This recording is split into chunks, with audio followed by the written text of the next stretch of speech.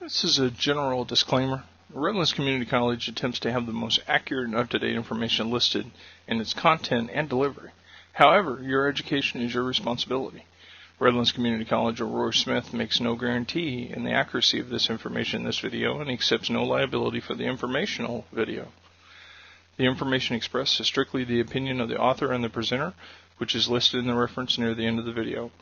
This information is designed to supplement your own education or initial education and should not be used to replace any current academic program you're enrolled in. View the information and content at your own risk. Thank you. Okay, this is going to be V-Tach and Vfib pulseless algorithm, and this is going to be American Heart Association 2010. And topics we're going to talk about here are going to be the pathophysiology, and then we're going to do a little pharmacology review. We're going to talk about the treatment modality, and then we're going to run a scenario together. Alright, whenever this is seen on the monitor, you should be thinking, what is causing all of this electrical activity, or the myocardial muscle just to fibrillate? And the answer is from all of these ectopic foci here, that these things are just generating action potentials again and again and again, and essentially there's too many chefs in the kitchen on this. There needs to be isolated pacemaker sites, sinoatrial, atrioventricular, goes to the apex, and then gets transferred into the myocardial tissue. In the case here,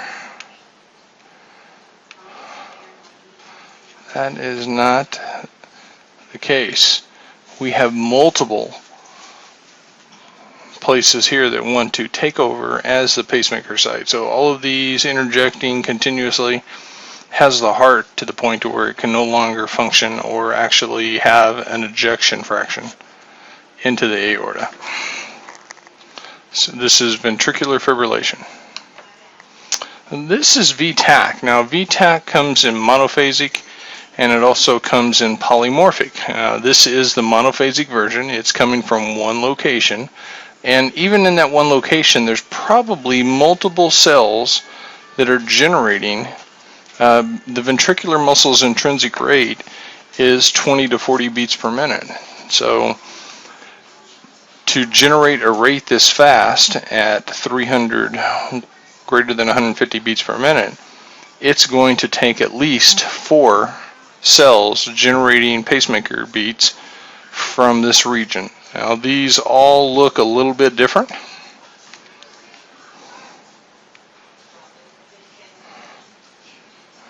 And what I mean by different is if you really take a look at all of these beats, each one of them is a little different.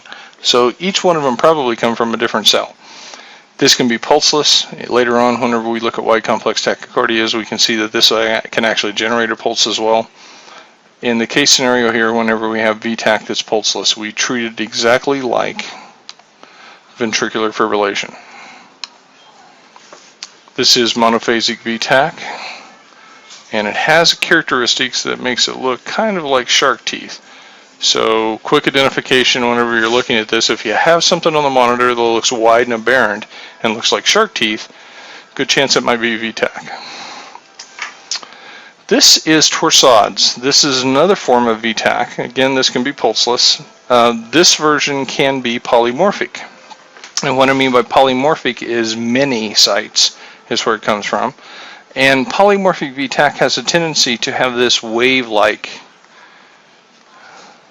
fashion to it and change in polarity, and that's because we generally look at the heart on one plane. In this one here, we're going to say that we're taking a look at it from a 60-degree angle, or this is going to be lead 2, positive electrode down here and negative electrode up here, and lead 2 presentation. And what we're seeing is we're seeing the pacemaker sites jumping in a twisting fashion. Now what I mean by twisting fashion is if we looked at the top of the heart, we would see the pacemaker sites jumping around and around and around. And what torsades actually means, torsades de points, is twisting of the points. So we're going to see the pacemaker site jumping circular around the myocardium, and whenever it gets closer to this positive electrode, our amplitude is going to increase. Whenever it gets on the back side of it or goes away from it, amplitude is going to decrease. So that's why we see this wave-like fashion, is because literally the pacemaker site is jumping in a circular formation. A quick pharmacology review. Now, those were the 3 pulseless arrhythmias that you need to be able to identify. This is pharmacology: epinephrine, amiodarone, lidocaine, and magnesium sulfate. And our first drug here is going to be epinephrine. And the mechanism of action for epinephrine is it pretty much works directly on the alpha and beta receptors. Now, this is going to give us primarily a big, gigantic beta response, beta 1 and beta 2. It's also going to give us a little bit of an alpha response, and this is going to give us a vascular squeezing. The primary indication for epinephrine is going to be a pulseless arrest. And whenever you have a pulseless arrest, once you kick this off, you're going to continue this. You're going to give 1 milligram, which if it's in a 1 to 10 solution, 10,000 solution, that's going to be 10 mils that you're going to deliver every 3 to 5 minutes. And absolute contraindications, there's none in the areas above, and the area that we're talking about is pulseless arrest. Next drug on our list is going to be the antiarrhythmic of choice, and this is called amiodarone or cortisone.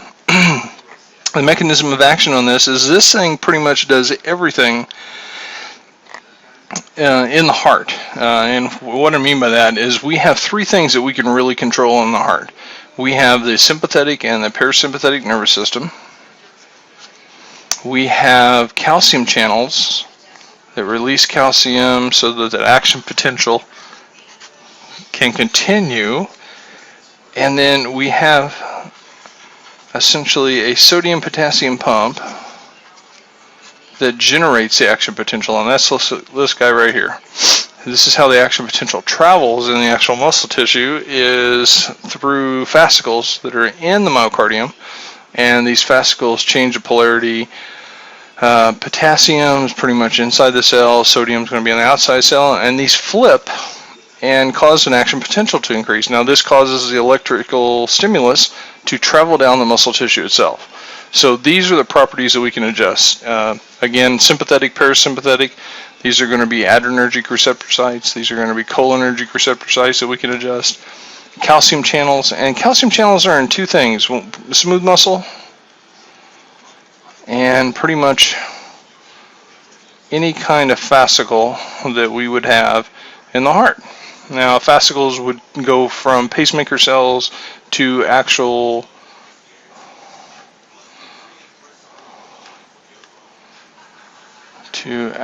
cardiac cells themselves. So these cells then would create an action potential, and it would travel, and all of these cells do in life is pretty much shorten, and this is what we perceive as contraction. With that said, I'm going to erase this.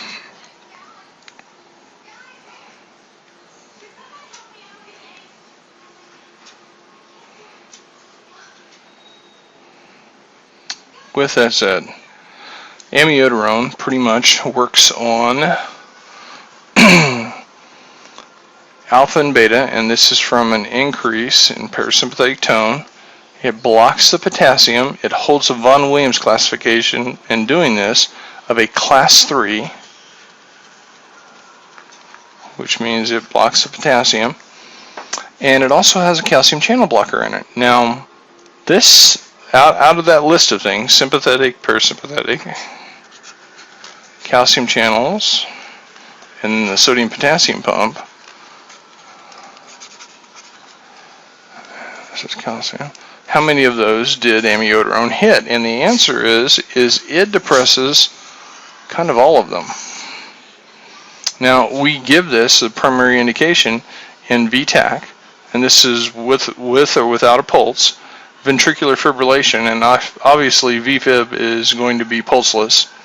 Atrial fibrillation, the reason we do this is you have a gigantic neuromuscular junction at the AV node, and if we cannot control the atria from all the fibrillation, then maybe we can control the actual AV node.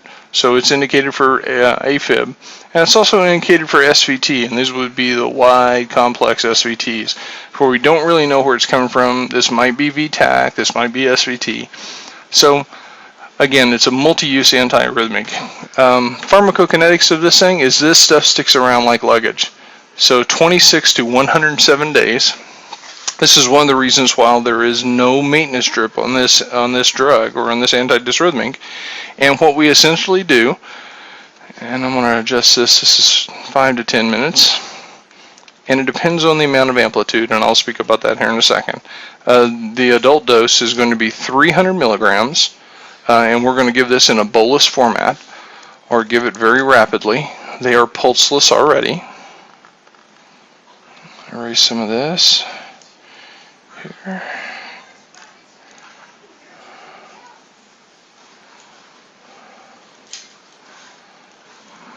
Alright, we're still on amiodarone. Like I said, pharmacokinetics, it sticks around forever. We're going to give 300 milligrams bolus in the initial setting. Now, we're going to chase this as well with epinephrine. Now, the thought process behind this is if we get them back, that we have the greatest chance of actually getting a perfusing rhythm if we give them a little bit of epinephrine or a little bit of an alpha response. Now, what this does is this thing here, the calcium channels in the tunica media of the vessels will actually widen out and cause hypotension. This medication causes hypotension. The point of that is that that's why we give it in the 2-minute cycles of chest compressions with the epinephrine. In about 5 to 10 minutes after that, if they are still in this, that is refractory, and what I mean by that is if they are still going 90 to nothing on Vfib or Vtach pulseless, we're going to give them another 150 milligrams. Now, here comes the punchline. The maximum amount that we can give a patient is 450 milligrams IV bolus. Now, there's an absolute contraindication for this, and this is if we would be giving it to somebody that actually has V-Tach with a pulse, and that would be any type of high degree heart block.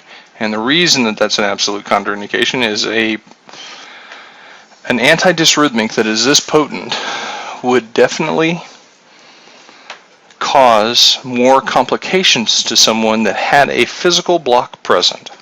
And there's also some drug interactions with this, and that's pretty much any other antidysrhythmics, any kind of beta or calcium channel blocker. This is not going to do well with.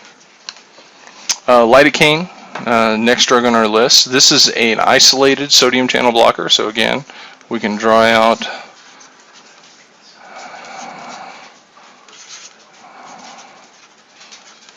this is a sodium channel blocker, works in the muscle cells itself, extends phase 4 repolarization by blocking the sodium channels. Primary indication on this is going to be ventricular arrhythmias. Now, lidocaine is utilized whenever someone is allergic to amiodarone. Now, the reason that that's important is because it gives us an alternate and a backup. If the person has had amiodarone in the past and has had an allergic reaction to it, we don't want to complicate matters in the middle of a full arrest by giving them a medication that would make them have a histamine response. The adult dose for lidocaine is going to be 1 to 1.5 milligrams per kilogram. An example of this, I'm going to erase this stuff over here. An example of this is a 100 kilogram patient at 1 milligram per kilogram would get 100 milligrams of lidocaine, IV bolus. After we have secured up or given the patient the bolus, if we convert them into a perfusing rhythm at that point, we would hang a maintenance drip. If we have an ROSC, we would hang a maintenance drip. The maintenance drip of lidocaine is 1 to 4 milligrams per minute, and that is using the concentration strength or standard concentration strength of 4 milligrams in every milliliter. Now, that can be done linearly. Let me erase some of this and we'll kind of explain this here.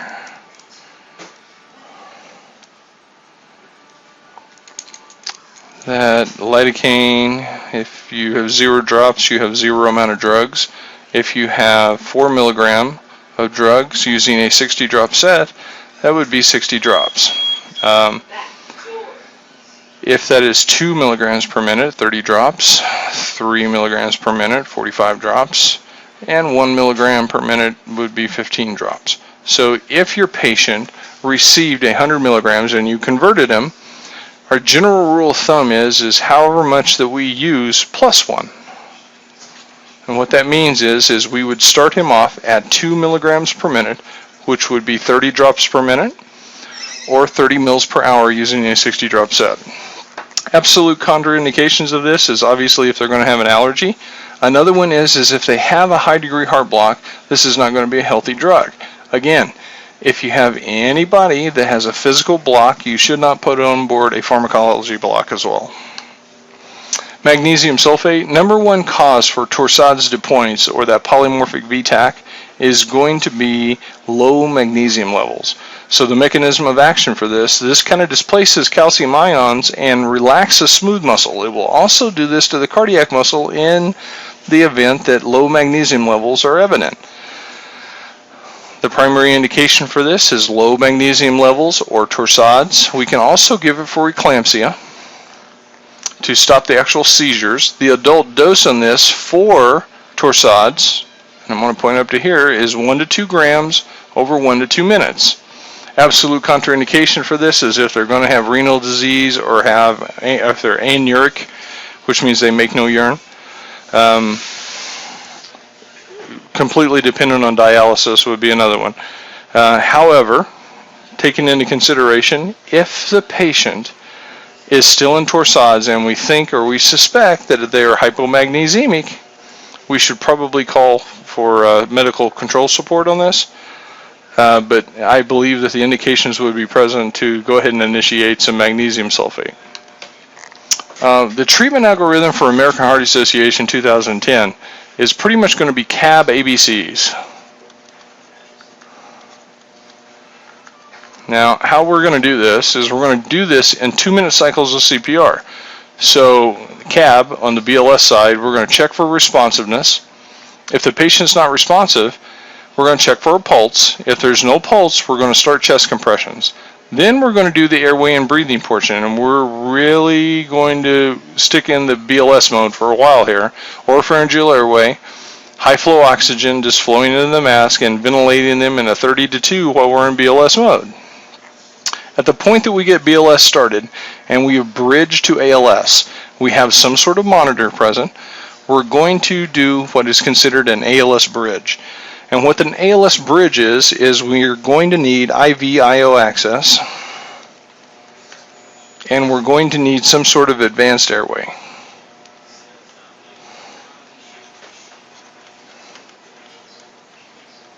Now, this could be an ET tube, supraglottic airway of some sort, like a king.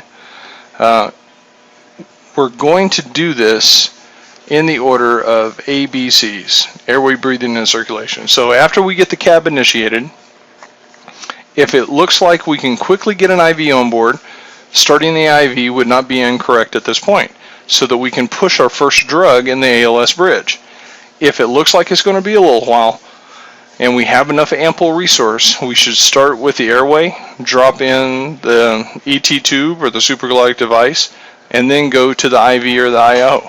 If we have multiple people where we can place them in ALS skill sets or advanced life support skill sets, including the initiation of an IV or an interosseous infusion device, we should utilize our resources appropriately. This is the 2-minute cycle circle. So we're going to start CPR, attach the monitor and defibrillator. At that point, as soon as we get the opportunity, we are going to check rhythm at the end of that 2-minute cycle. Once we've started CPR, if it is, we're going to check for a pulse, same time. If it is Vtach or Vfib, we're going to shock it. The physio control model is 200 joules. The most politically correct version of this is going to be 360 joules, and we would be primarily using that for monophasic defibrillation, but the correct verbal response is 360 joules or biphasic equivalent. Right after we're finished with shocking the patient, we're going to get back on the chest and do continuous CPR. Monitor the quality. As soon as we're back at about 1 minute and 50 seconds, we should anticipate, if we've already shocked this patient, to go ahead and charge our defibrillator again.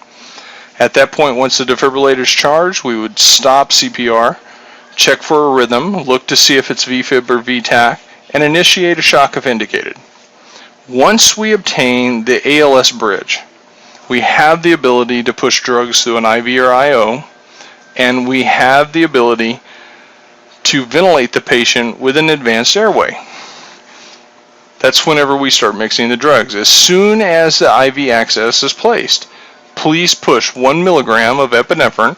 This will be continuous while the patient is pulseless at this point, that you would administer it every 3 to 5 minutes. The next 2-minute cycle after that, or even if there's ample enough time, if the patient is in coarse ventricular fibrillation, please administer an antidysrhythmic. Amiodarone would be our antiarrhythmic of choice because it is a multi-use antidysrhythmic. Capnographic waveform is a very good thing to do. And the reason it's a good thing to do is it will actually tell you whether or not that you have a confirmed advanced airway in place. There is not any CO2 coming from the esophageal area. If we find any reversible cause, we should try to treat it immediately or get ahead of the physiology.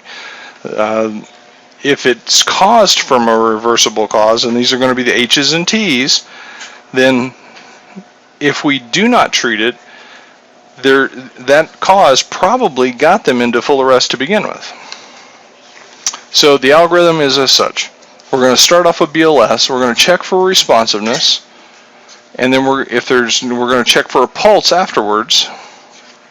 If there's no pulse, we're going to start chest compressions. This is BLS. This is going to be in a 30 chest compressions to 2 ventilations. As soon as we get an opportunity after BLS has been initiated, we're going to initiate our LifeNet or our ALS bridge, and this is going to be done in an ABC format. We're going to put on an airway. We're going to ensure that there's adequate breathing. At the point that we get an advanced airway in place, chest compressions become continuous. Once chest compressions become continuous, we should ventilate the patient 1 ventilation over 1 second or good chest rise about every 6 to 8 seconds and no more. It has been clearly shown in evidence that chest compressions are the way to keep cerebral and coronary artery perfusion very high. We're going to do this in the form of CPR in 2-minute cycles. If we're using a physio control, the first shock is going to be at 200. After that, the next shock will be at 300. After that, the next shock will be at 360. After your IV route is established, you're going to want to push epinephrine as the first medication. After that medication is pushed, in that 2-minute cycle, you can just let that epi ride and shock it out at the end, which that will probably be the 300 at that point. In this area between the 300 and the 360, you're about going to need to give another loading dose of epi and probably put on board some sort of antiarrhythmic. This would be the antiarrhythmic of choice, which would be amiodarone. If amiodarone is not present, lidocaine would be a secondary substitute. If the patient is allergic to amiodarone, lidocaine would also be a secondary substitute. If the person is in Torsades, magnesium sulfate would be the indicated antidysrhythmic. Your scenario 1 is as follows.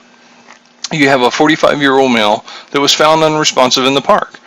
The patient looks blue to appearance. There is no respirations and no pulse. CPR has been initiated by bystanders. As you wire them into your monitor, your EKG shows this. Start CAB 30 to 2 in BLS and continuous compressions at 100 after ALS has been initiated. Obtain a sample of QRST history at this time. Treat in 2-minute cycles. Prepare ALS bridge for intubation, IV-IO, and medications. Charge in anticipation of a shockable rhythm. Stop CPR no longer than 10 seconds. Perform pulse check and reassess your rhythm. Deliver shock at 360 joules or biphasic equivalent. Resume CPR. This next 2-minute cycle, we're going to perform our ALS transition. Intubate the patient and confirm tube placement. Start IV or IO. Administer epinephrine 1 milligram every 3 to 5 minutes, or vasopressin 40 units, one-time dose, but only in the first 10 minutes of the code. Next 2-minute cycle, you're going to administer antidysrhythmic, your amiodarone, magnesium sulfate, or procainamide. Continue treatment like this and transport.